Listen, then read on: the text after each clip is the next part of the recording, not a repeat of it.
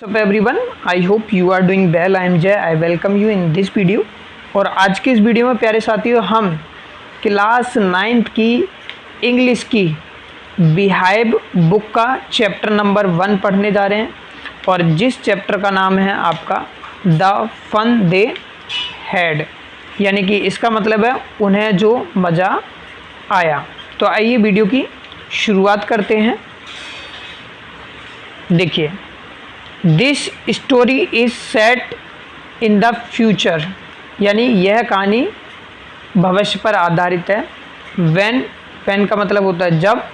Children don't have a traditional books and school, जब बच्चों के पास परंपरागत यानी कि हम कह सकते हैं ट्रेडिशनल बुक और स्कूल नहीं होंगे, यानी कि अभी जिस तरीके से आप बुक से पढ़ते हो उस तरीके की ना ही आपके पास बुक होंगी और ना ही आपके पास जो फिजिकल स्कूल है वो होंगे। तो इसमें इसी बारे में बताया गया है कि भविष्य में यह कहानी इस बात पर आधारित है, यह कहानी इस बात पर आधारित भविष्य में इस बात पर आधारित है कि जब बच्चों के पास क्या है, ना तो ट्रेडिशनल किताबें होंगी और ना ही स्कूल होंगे। It is set about 150 years ahead.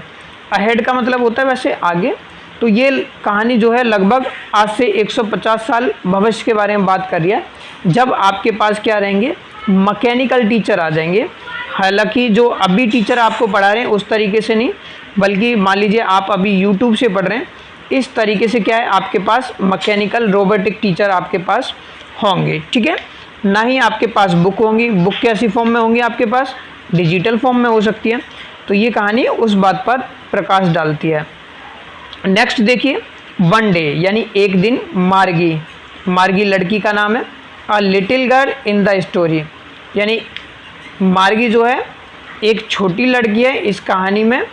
Makes a diary entry, वो क्या करती है, एक डायरी एंट्री करती है। टुडे टॉमी, और एक लड़का है Tommy, found a real book. अब ये कुछ काम कर रहे हैं तो इस टॉमी को क्या है, एक बुक मिल जाती है।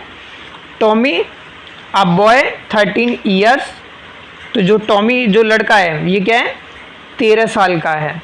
फाइंड अन ओल्ड बुक, ये क्या मिलती है इसको, एक पुरानी किताब मिलती है। He has here from his grand father, मतलब उसने अपने ग्रैंड फादर यानी कि दादाजी से सुना था।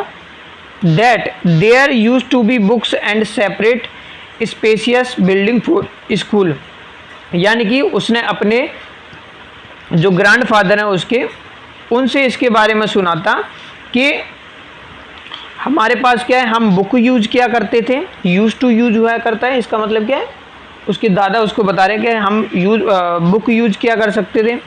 और क्या होता था, एक सेपरेट यानी कि एक विशाल बिल्डिंग हुआ करती थी स्कूल की, जैसे आज भी आप स्कूल की बिल्डिंगों में जाते हैं कुछ बच्चे, लेकिन भविष्य में ऐसा नहीं होगा। ये कहानी इस बात पर है।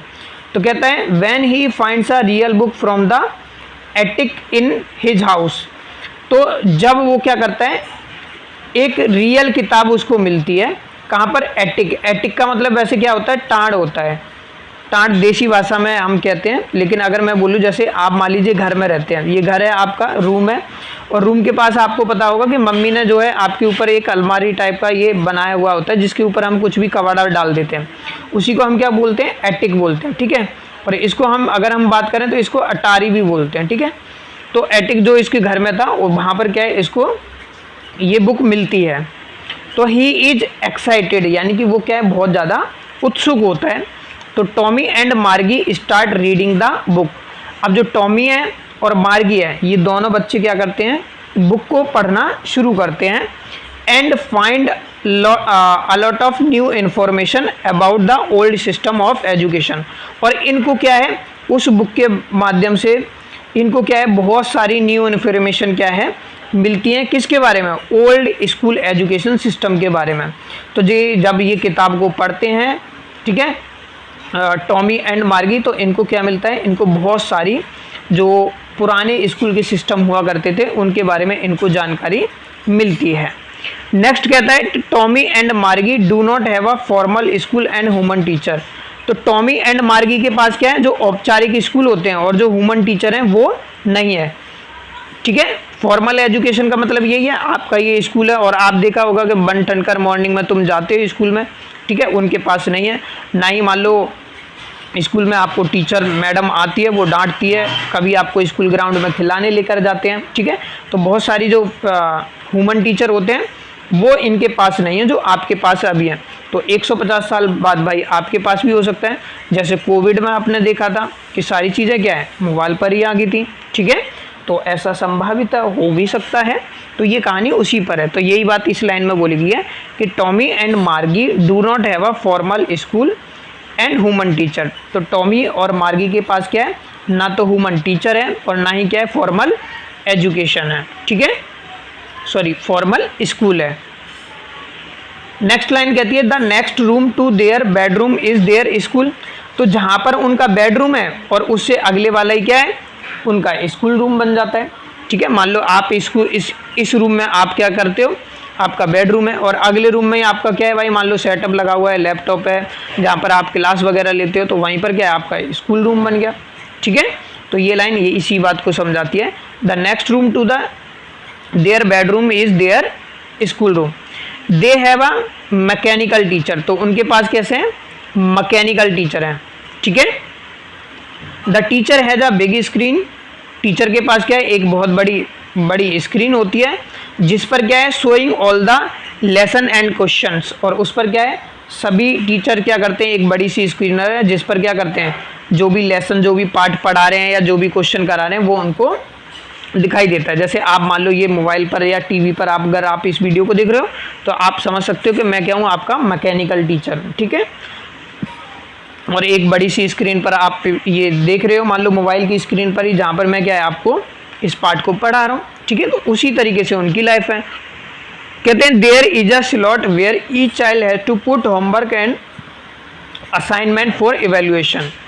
अब वो ये बताते हैं कि जो मैकेनिकल टीचर है ना, तो इस वाले सिस्टम में उनको ये भी दिखाई देगा है कि देयर इज स्लॉट वेयर, मतलब वहाँ पर एक स्लॉट होती है। स्लॉट का मतलब ये है कि कोई भी स्पेस बना दिया, यहाँ पर कुछ भी जो भी असाइनमेंट है वो आपको क्या है, सबमिट करने पड़ेंगे, ठीक है। तो there is a slot where each child has to put homework, यानी जो भी आपने होमवर्क किया हुआ है आप क्या करोगे, जो भी स्लॉट आपको अनाउंस हुई है या जो भी स्लॉट उनका है, आप उसमें जाकर क्या करोगे, अपना होमवर्क को क्या करोगे, रख दोगे या सबमिट कर दोगे। और जो भी असाइनमेंट, इवैल्यूएशन, जैसे आपका फाइल आप बनाते हो 9th क्लास में, इंटरनल असेसमेंट के मार्क्स लगते हैं आपके, ठीक है। तो इन सब के लिए जो भी असाइनमेंट फाइल आपने बनाई है या जो भी इवैल्यूएशन है आपका या जो भी होमवर्क किया है, तो आपको जो भी स्लॉट मिला है उसमें जाकर क्या है, आप उसको रख देते हैं। The mechanical teacher can be adjusted to fit the mind of the students.